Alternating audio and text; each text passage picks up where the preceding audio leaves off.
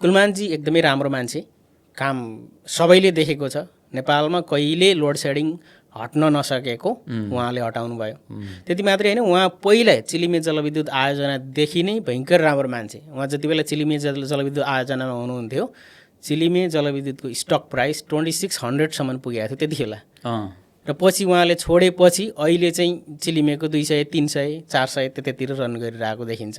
र पछि नेपाल विद्युतमा आइसकेपछि पनि उहाँले भयङ्कर राम्रो गर्नुभएको थियो। मेरो व्यक्तिगत अनुभवमा चाहिँ रासपा अलि पुरानो र कुलमानजीको पार्टी भर्खर नयाँ र धेरै व्यक्तिहरू आएर अलिकति मिल्न नसकेको हो कि भन्ने पनि देखिन्छ।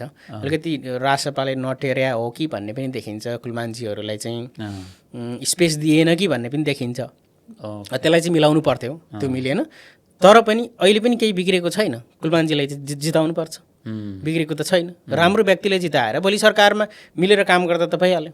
बरु नयाँ व्यक्तिले के गर्छ भन्ने छ। उहाँले त भयङ्कर राम्रो काम गरेर आउनु भएको छ।